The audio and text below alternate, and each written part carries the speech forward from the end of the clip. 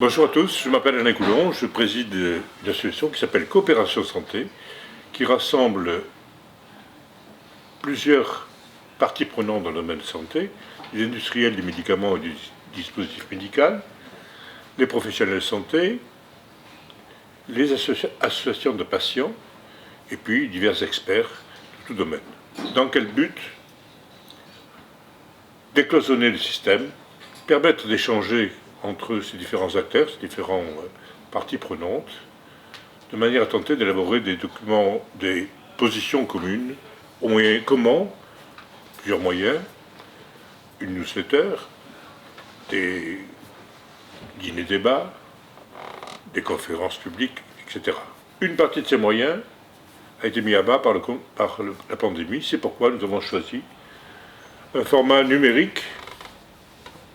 Et pour parler du numérique, à qui pourrions-nous nous adresser de mieux qu'Alexandre Templier, qui est ingénieur, diplômé du Conservatoire des Arts et Métiers, qui est surtout cofondateur et dirigeant d'une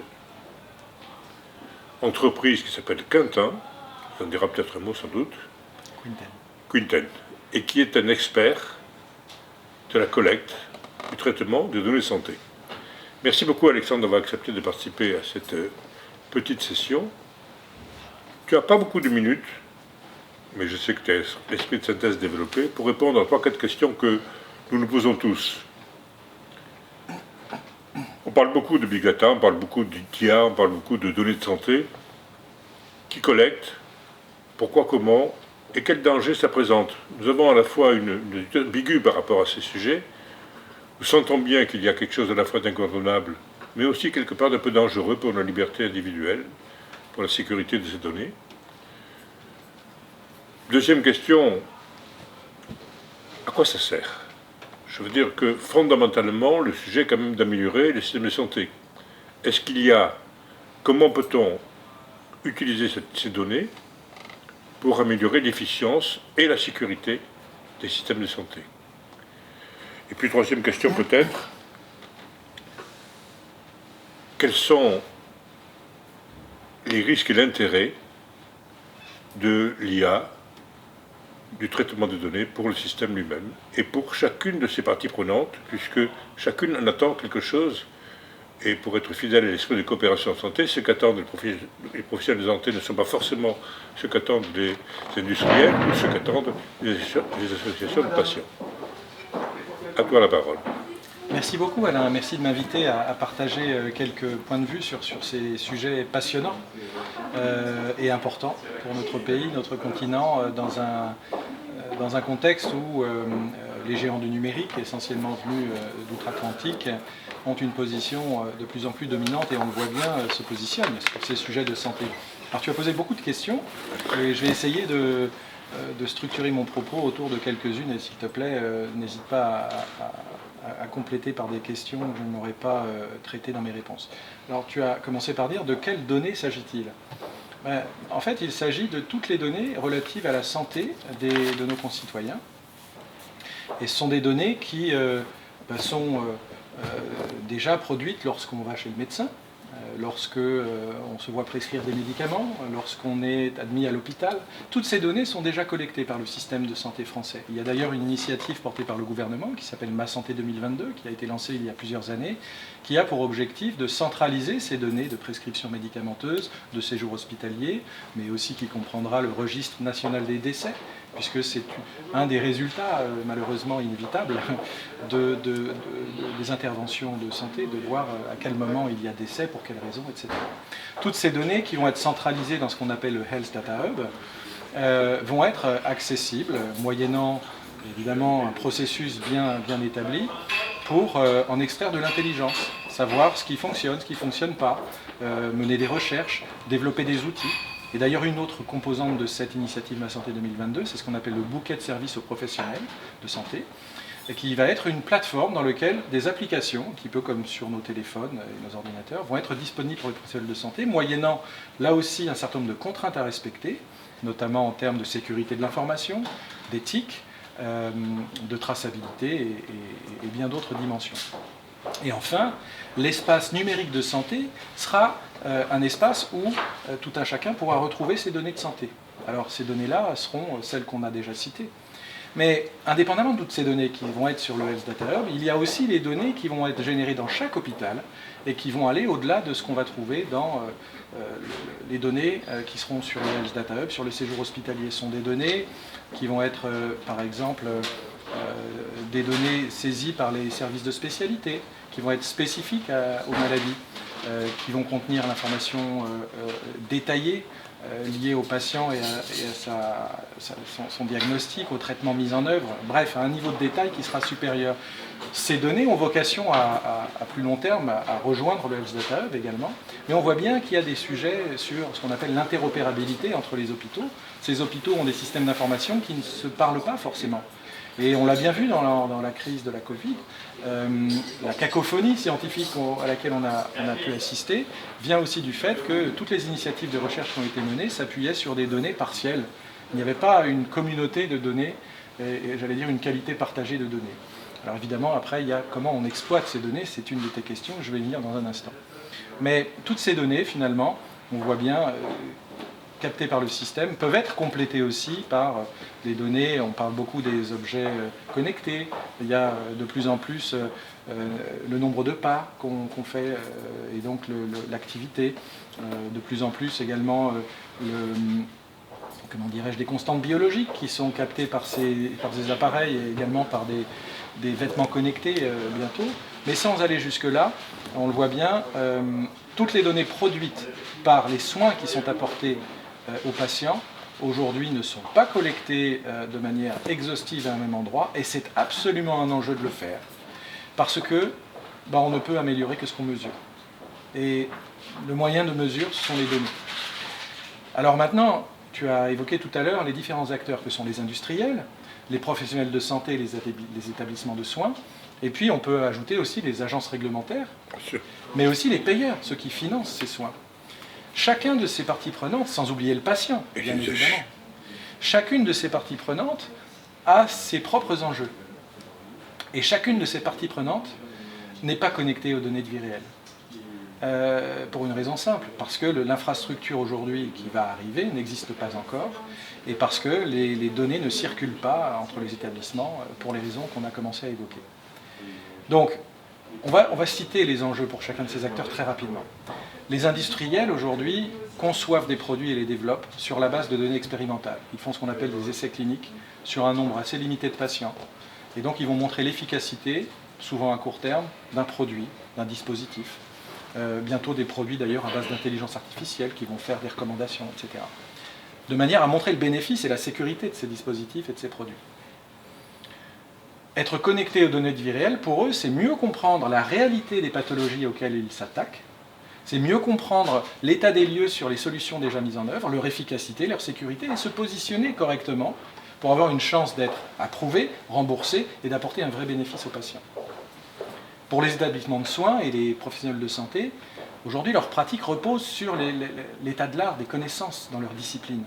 Et on sait bien que ces connaissances et cet état de l'art évoluent assez lentement par la recherche médicale, qui s'opère sur des données morcelées. Imaginez lorsqu'elle s'opérera sur des données communes. Ça va totalement changer la donne. Ça va changer la donne sur la rapidité, sur l'efficacité, sur la qualité des soins qu'on va pouvoir apporter, parce qu'après tout, en tant que patient, on est l'objet d'un système et d'experts que sont les médecins. On dit souvent la science est un art et pas une science exacte. La réalité, c'est qu'il y a une frontière entre la science et l'art. Et que, bien, si on se donne la possibilité, dans ce que produit l'art, de comprendre ce qui est reproductible en termes de bonnes pratiques et de mauvaises pratiques, on a soudain une chance de promouvoir les bonnes pratiques et d'éviter les mauvaises. Et c'est ça qui va arriver avec l'intelligence artificielle appliquée aux données de santé. Comment éviter qu'ils se noient? Alors, comment éviter qu'ils se noient? J'ai dirigé la chaise pendant quelques années et j'avais noté que notre instrument de mesure peu fiable que nous avions, qui était la bibliothèque des données que nous collections, doublait tous les 2 ans. Là, tu nous fais tripler, quadrupler, quintupler. Comment le professionnel de santé va avoir accès à une information qui soit pour lui opérationnelle? Alors là encore, il y a plusieurs questions dans ta question, mais il y a la question de la formation, il y a la question de l'accès aux informations et de l'explosion du nombre de ces informations. Bon, je vais revenir à la question du risque que tu posais tout à l'heure. Un des risques de l'intelligence artificielle, et je vais répondre en passant à celle que tu poses maintenant. L'un des risques du développement de l'intelligence artificielle en santé, ce sont des algorithmes qui s'alimentent de données et qui font des recommandations aux médecins, sans expliquer d'où les recommandations viennent et sans donner une chance aux médecins de comprendre pourquoi l'algorithme fait cette recommandation. C'est ce qu'on appelle l'interprétabilité des modèles, c'est un très gros enjeu autour de ces technologies-là. Donc première chose, le médecin doit comprendre et rester maître de sa décision. Or, nous ne pouvons être maître d'une décision que lorsqu'on comprend les ressorts de la recommandation.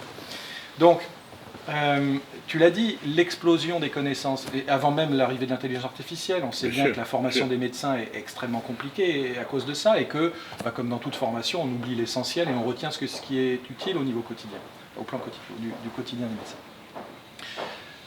Ce que j'imagine et ce que je pense est souhaitable, c'est précisément des algorithmes qui ne font pas des recommandations, je dirais, de manière aveugle aux médecins et non interprétables, mais au contraire des algorithmes qui font évoluer le niveau de connaissance en mettant en évidence les bonnes et les mauvaises pratiques et qui tient à jour un corpus de connaissances dont ils vérifient la validité au fil du temps, parce qu'on peut très bien imaginer que certaines de ces connaissances évoluent, deviennent moins vraies par exemple, ou au contraire se renforcent, mais surtout qui permet d'activer la connaissance pertinente pour un patient donné auprès du médecin.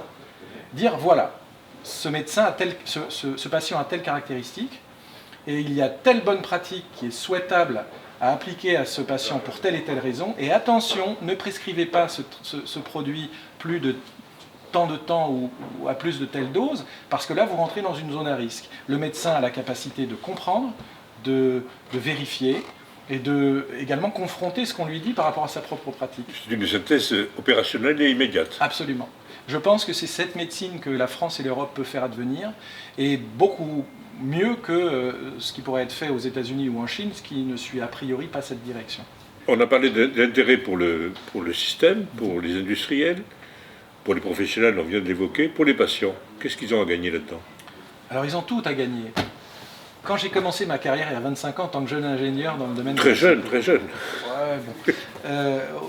Au laboratoire de biomécanique des arts et métiers, qui est un des pionniers dans l'application des sciences de l'ingénieur aux problématiques médicales, j'ai été frappé, littéralement frappé par la fréquence des effets indésirables et des complications mécaniques liées à ce genre aux chirurgies, en particulier les chirurgies de la colonne vertébrale.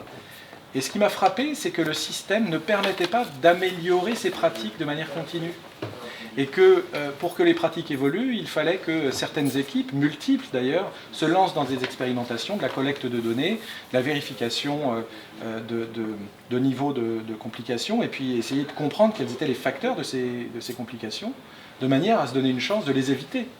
Mais ce n'est pas aussi simple que ça, parce qu'une fois qu'un papier, une publication est sortie, et ça prend du temps, il faut déjà qu'il y ait des moyens pour financer ça, eh bien ça ne suffit pas, il faut que d'autres équipes fassent des travaux confirmatoires pour que peut-être 10 ans, 20 ans après, les pratiques évoluent. Et c'était frappant. Je me suis dit, mais le patient est quelque part un cobaye, sans forcément le savoir, parce que les niveaux de risque ne sont pas forcément documentés ou communiqués. Mais en plus de ça, c'est même pas un cobaye, puisque les données ne sont même pas collectées pour améliorer la qualité des soins. Et donc la première chose qu'il a à y gagner, c'est à minima de produire de l'information pour que la prochaine fois ça se passe mieux, et évidemment de bénéficier de l'expérience acquise par le passé pour que ça se passe bien. Donc ça c'est la première chose qu'il a à gagner. Ensuite, comme je disais tout à l'heure, on ne peut améliorer que ce qu'on mesure. Il y a des choses qui sont faites aujourd'hui en termes de tests génétiques, qui montrent parfois des surrisques de cancer du sein, par exemple, ou d'autres types de cancers, qui mènent certaines femmes à faire des mastectomies parce qu'ils ont un risque multiplié par 3. Mais de quel risque parle-t-on? Est-ce que ça nécessite, est-ce que ça justifie vraiment ça? Je ne sais pas, je n'ai pas la réponse à cette question, mais je pense que c'est une vraie question. Demain, le fait de mesurer ces choses, le niveau de risque, avec des recommandations, faites plus de sport, arrêtez de fumer, sont des choses évidentes. Mais vous avez tel symptôme, vous avez peut-être cette maladie rare. On a tous autour de nous des adolescents qui, après plusieurs années de souffrance, se voient diagnostiquer des maladies comme la maladie de Crohn, par exemple, qui est extrêmement handicapante au quotidien, et qui, si elle n'est pas traitée suffisamment tôt, est irréversible. Et donc, il y a un enjeu à détecter ces pathologies-là. Ça n'est qu'un exemple, mais il y en a plein d'autres. Il y en a plein d'autres. Voilà.